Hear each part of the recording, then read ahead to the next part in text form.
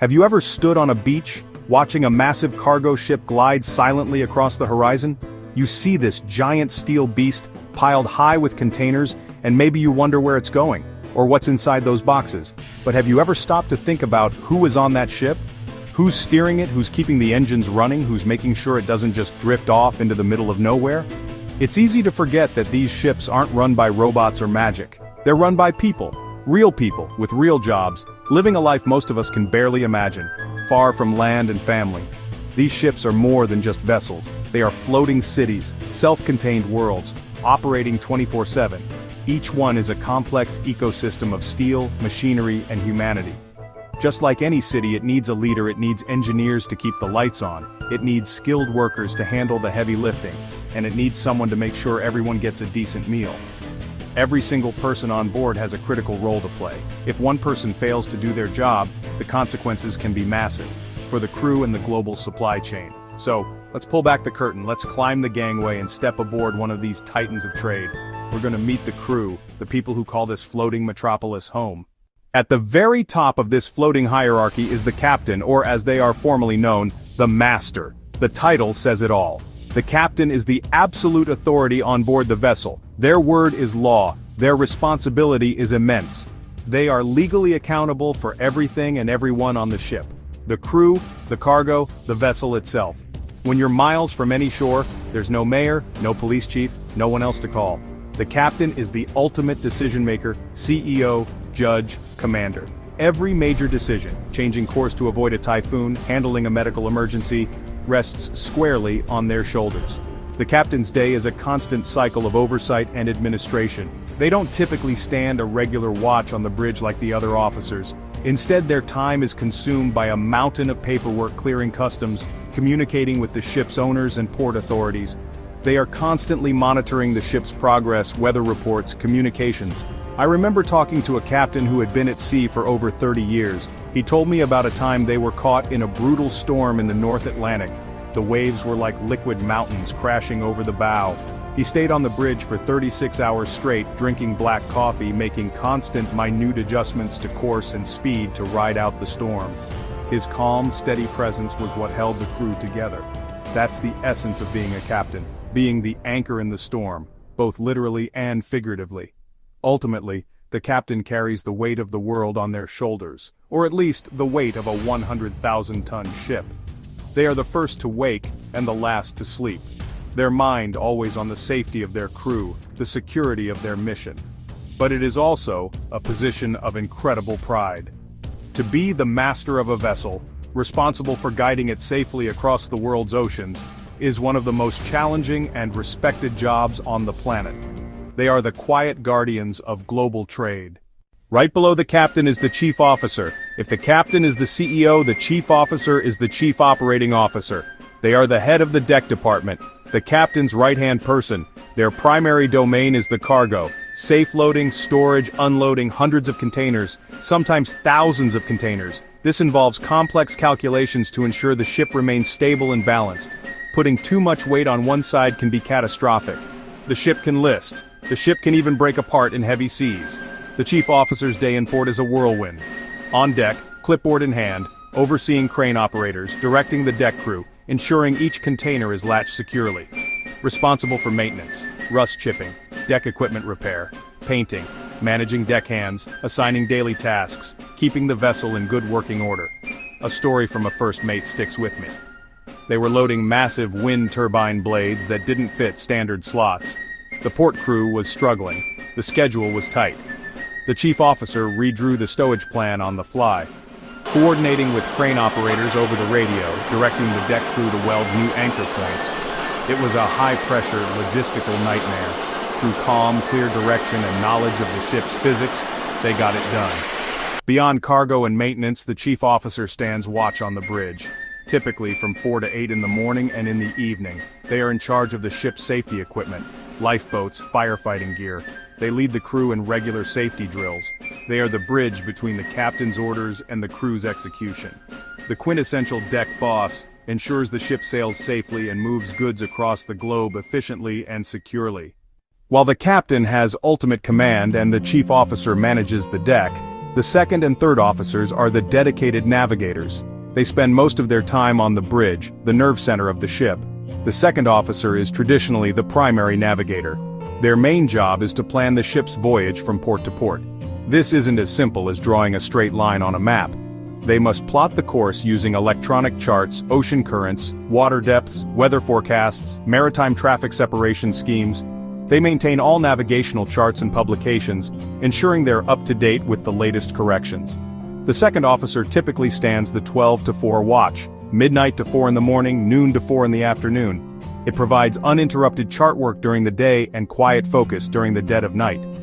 They are surrounded by technology, GPS, radar, ECDIS, but the fundamental skills of seamanship remain vital. They constantly cross-reference the ship's position, monitor for nearby traffic, and communicate with other vessels. It's a job that demands intense focus and a deep understanding of the art and science of navigation. The third officer is usually the most junior officer in the deck department, but their role is no less critical. They are the ship's safety officer, responsible for inspecting and maintaining all the life-saving and firefighting equipment. Lifeboats, life rings, immersion suits, fire extinguishers, emergency breathing apparatus. It's the third officer's job to make sure every single piece of safety gear is present, accounted for, and in perfect working order. They conduct the weekly and monthly inspections and keep meticulous records. One third officer told me about his first time navigating through the Singapore Strait, one of the busiest shipping lanes in the world. He described the radar screen as a chaotic mess of hundreds of moving targets. It was, he said, the most stressful and exhilarating 4 hours of his life, a trial by fire that turned him from a cadet into a true officer.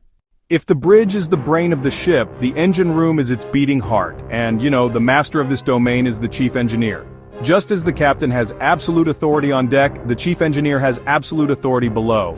They are responsible for the entire mechanical and electrical operation of the vessel. The colossal main engine, generators that provide electricity, purifiers for fuel and oil, boilers for steam, refrigeration systems for cargo, sewage systems, freshwater systems. If it moves, hums, or uses power, it's the chief engineer's problem. The chief engineer's role is more about management and diagnostics than turning wrenches, supervising the engineering team, planning maintenance schedules, managing the inventory of spare parts, and monitoring the performance of all machinery. They are, honestly, the ultimate troubleshooter. When an alarm blares in the middle of the night, signaling a problem with a critical system, it's the chief engineer who must diagnose the issue and direct the repair. Their expertise, gained over decades of service, is what keeps the ship moving. A catastrophic engine failure in the middle of the ocean is one of the worst-case scenarios, and the chief engineer is the one who prevents it. There's a common saying at sea: the captain may know where the ship is going, but the chief engineer is the one who will get it there. I heard a story about a ship that suffered a critical failure in its fuel purifier system. They were using low-grade fuel oil, which has to be cleaned before it can be used in the engine. Without the purifier, the engine would choke and die. The crew couldn't find the source of the blockage. The chief engineer, after hours of methodical inspection, finally disassembled a tiny, overlooked valve and found a minuscule piece of metal shard, no bigger than a grain of sand, jamming the entire system. His experience saved them from being stranded. The engine room is a world away from the fresh air of the bridge, hot, deafeningly loud, and often greasy. The chief engineer oversees this kingdom of controlled chaos. They are the master mechanics, the power brokers of the high seas. Supporting the chief engineer is a team of skilled engineers, primarily the second engineer and the third engineer. The second engineer is the chief's right-hand person, the hands-on boss of the engine room. While the chief engineer plans and diagnoses, the second engineer executes. They supervise day-to-day operations and maintenance, the main engine and other critical machinery. They get their hands dirty, leading the team of oilers, leading the team of fitters. If a piston needs to be overhauled or a pump needs to be rebuilt, the second engineer is in charge. Their life is a constant battle against wear and tear. The main engine is a behemoth of moving parts, operating under incredible stress around the clock. It requires constant attention. The second engineer's day is a blur of checklists, pressure gauge readings, and physical labor in a hot, noisy environment. They keep the engine room log, every reading, every adjustment, every repair. This log is a vital history of the engine's health. It's a job that demands deep technical knowledge and a willingness to get covered in grease from head to toe. They are the frontline defenders of the ship's mechanical heart. The third engineer is typically responsible for the auxiliary engines, also known as the generators. While the main engine provides propulsion, the generators provide the ship's electrical power, the lifeblood of a modern vessel. Navigation systems on the bridge, lights in the galley, refrigerated containers in the hold, depend on steady power. The third engineer ensures these generators are running perfectly. They monitor the electrical load, perform routine maintenance. I spoke with a second engineer who described a time when a critical coolant pipe for the main engine burst while they were navigating a narrow channel. Alarms screamed through the engine room. Working with the third engineer and the rest of the team in a scalding hot steam-filled space, they quickly bypassed the broken pipe using a spare flexible hose. It was frantic, dangerous, and a brilliantly improvised repair that required perfect teamwork. The able seamen, or ABs, are the backbone of the deck department. They are the skilled, experienced deckhands who perform the physical labor that keeps the ship running. These are the folks you see out in the elements, day, night, rain, shine, making the ship work. Their responsibilities are vast and varied. In port, they are crucial for mooring operations, handling the thick, heavy lines that secure the massive vessel to the dock. It's dangerous work that requires strength, coordination, and a constant awareness of the immense forces at play. They also operate deck machinery like cranes, winches, and prepare the deck for cargo operations. At sea, their primary job is maintenance or chipping and painting. A steel ship in a saltwater environment is in a constant state of decay.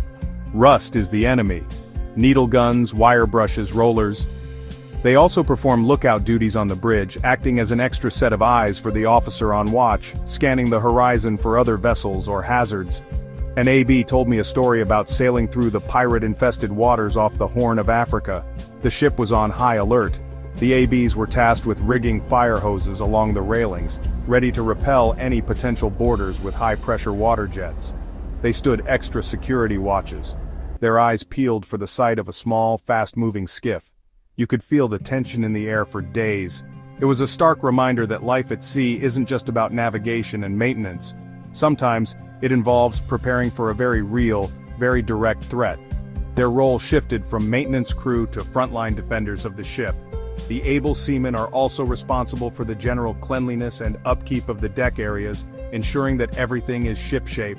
They are the ones who respond to deck emergencies, assist the chief officer with safety drills, and secure everything on deck before the ship encounters heavy weather.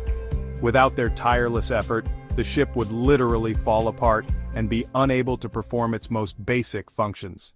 Far from the technical complexities of the bridge and the engine room, there's another role that is arguably just as important for the well-being of the entire floating city: the cook. The old saying, "An army marches on its stomach," is doubly true for a ship's crew. After a long, grueling 12-hour shift of chipping rust or staring at a radar screen, a good, hot meal is more than just sustenance. It's a critical morale booster. The cook is responsible for planning menus, managing food stores, and preparing 3 meals a day, often for weeks or months at a time without resupply. The cook's job is a logistical challenge. They have to carefully provision the ship before a long voyage, calculating exactly how much flour, rice, meat, and vegetables will be needed for 20+ people for up to 90 days. They have to be creative, making varied and appealing meals from a finite supply of ingredients stored in the ship's freezers and dry stores. A good cook knows how to make the crew happy, perhaps by remembering someone's favorite dish, or making a special cake for a birthday. In the isolated world of a ship, these small gestures go a long way in fighting off homesickness and building a sense of community. The cook is often assisted by a steward, responsible for cleanliness of the galley, the mess halls, officers' living quarters, and crew's living quarters. The steward sets the tables, serves the meals, and handles the mountain of dishes after every meal. They are the housekeepers of the ship, keeping living spaces clean and hygienic. Together, the cook and steward form the hospitality department. Their work directly impacts the happiness and comfort of everyone on board. I once boarded a ship where the crew couldn't stop raving about their cook, a man from the Philippines named Art. He was famous for his Sunday barbecues. Every Sunday, weather permitting, he would set up a grill on the deck. The whole crew would gather. Grilled chicken, ribs. It was the one time during the week when the strict hierarchy seemed to melt away.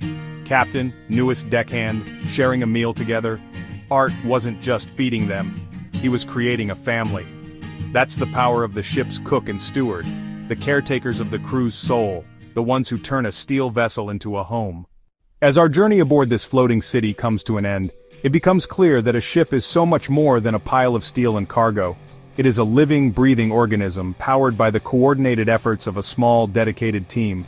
Captain on the bridge bearing the ultimate responsibility, AB on deck fighting back the endless rust. Every single role is interconnected and indispensable.